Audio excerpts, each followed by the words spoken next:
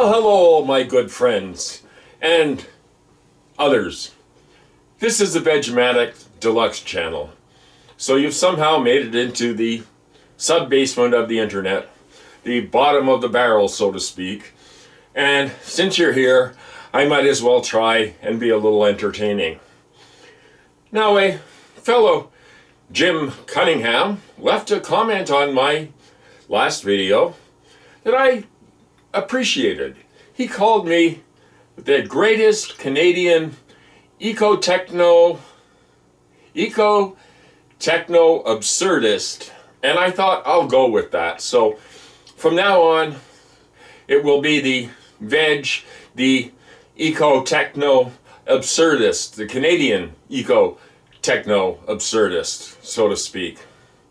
So I didn't know what to do this week. You know, I came on here and I said, well, all my just 3 or 4 fans are expecting me to do something, and I can't let them down. So I climbed down the stairs into the bowels of the earth in London, Ontario, to bring you this fine video presentation. So, wanting to only bring you the finest news from around the country and around the world, I thought I would be remiss if I didn't mention the auto shop owner in Peachtree City, Georgia. Now, I guess that's where all the Peachtree dishes are made. Anyway, this auto shop owner refused to pay his ex-employee for hours of overtime worked, and he'd been ripped off for $915. So he did what any intelligent person would do. He went to the labor board, who kind of looked into it. So the auto shop owner in Peachtree City, Georgia, paid an ex-employee 91,500 oily pennies. He owed him 915, but he filed a complaint with the labor board, and I guess the guy wanted to take revenge, which might not have been the smartest thing to do, because the labor board looked kind of not kindly on this sort of behavior. The guy dumped 91,500 pennies in this guy's driveway with a note, a pay stub, that had an FU message on it, just some sort of expletive. So the labor board looked into this, and it turned out that he owed a lot more than $915. I guess it would have been easier if he'd just paid it, but the labor board looking into this found that he'd been ripping off his employees for years, and he ended up having to shell out 40 grand. So that just shows you that capitalism has its limits, even in Peachtree City, Georgia, where they make the Peachtree dishes. So I have some sad news to report for you folks, and it regards Hambone Littletail, aka Sam Mitchell. He can't decide who he actually is. And speaking of who he can't decide who he is, he has decided to self-identify as a lesbian. Now, I think that's a bit of a stretch, and I told him so, but he figures that possibly that might make his romantic life a little easier to bear. Well, personally, I think that Sam Hambone, if you want to be a convincing lesbian, Sam Hambone, I would suggest that you undergo some surgical procedures first, and I think your wardrobe, man, your wardrobe has got to go, buddy. And the beard and stuff, you can't identify as a lesbian while looking like you do. There are many people that would, out there, some fashion designers who would love to transform Hambone Littletail into Little Bo Peep.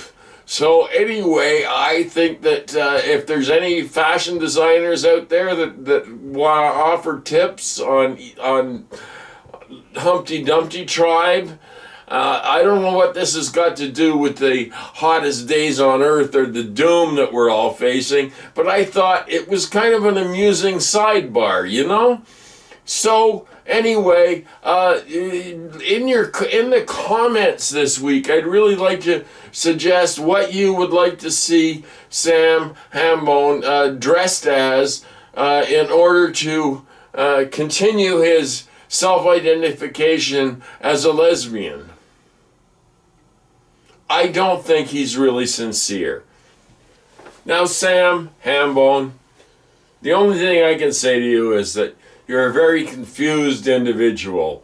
And really, the answer, my friend, is right in front of your face. The obvious answer is you're running a small little campground with outhouses and one bathroom and running it on Airbnb, and you've got kids coming in and climbing up the curtains and everything. You don't want that, and it's noisy and all that stuff. But really what you need to do, things you actually could be really good at, like running a sex cult. You know, I mean, you could do this without spending a lot of money. Actually, people would contribute more to your growing pile of loot. You don't need to become a lesbian. Whatever the hell he is, he's a friend of mine. And he actually got me to 1,000 subscribers, which I never thought that would be allowed under the rules of the tubular universe. You know, it just doesn't happen that way for sort of people that put some questionable content on here in the past. But all that's past me now, because now I'm a humble filmmaker. Yes, filmmaker. That's what I aspire to.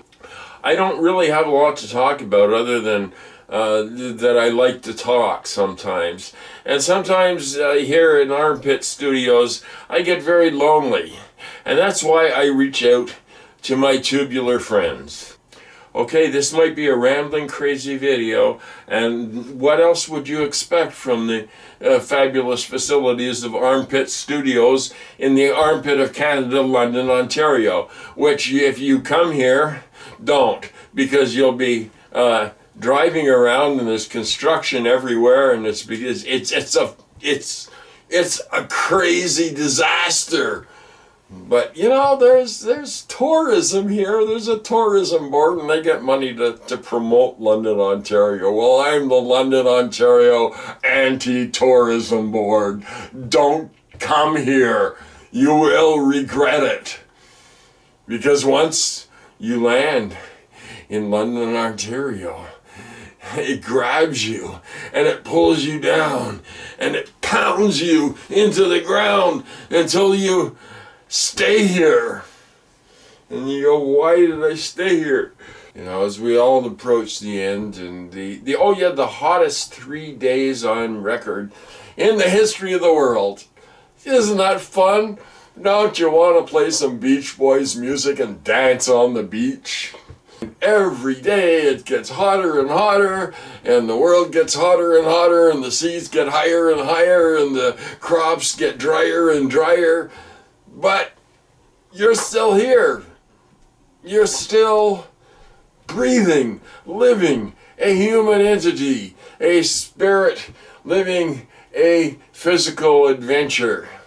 And so for some, the adventure is really shitty. For others, it's pretty good. So, I don't know, I guess it's all to do with attitude. Humans are just too stupid to run this earth. So I would say the aliens, no, they're not going to do it, because they just want to stick straws in your head and suck out your brains, much like Republicans do. You know, a friend of mine way back in the 80s gave me a birthday present.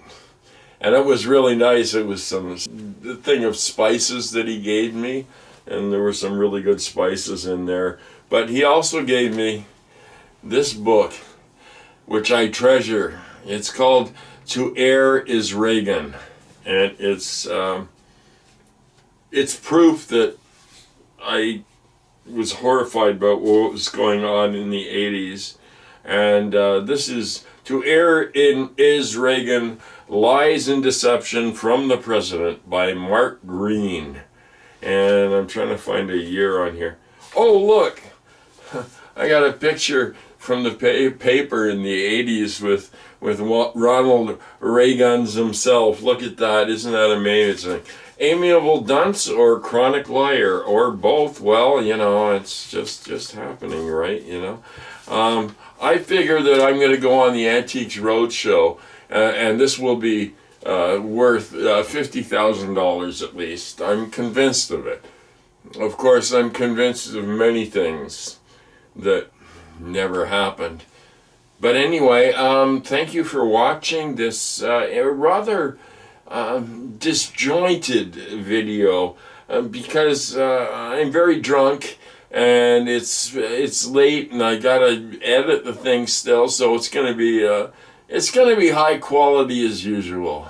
Don't forget to comment because I always answer every comment, except if I block you. And I've only blocked, I don't know, 2 people because they got really tiresome, you know. I guess, like, you know, that shit happens, right? You spread love, you spread joy, and you spread all kinds of things around. So that's what I've done in my whole life, is spread all kinds of things around. And anyway, that's it for this week. So, To Err is Reagan. Can somebody give me a price on this? Is there an antiques dealer that can say, To Err is Reagan is a really rare and priceless book? It's pretty thin though, and it's kind of yellowed over the years. It's got some rather nasty stains on it, but you know, it's still a classic of literature. Oh, and I'm sorry about the cheesy 1-minute shorts that I put together. It's the sort of thing that I do in the evening when I'm bored, and I take old clips of my old irrelevant videos and try and make new irrelevant videos out of them in a minute. But it's kind of hard because you got to shrink everything down to this stupid little format where it's like, I guess, the phones, right? And I still don't even have a damn cell phone.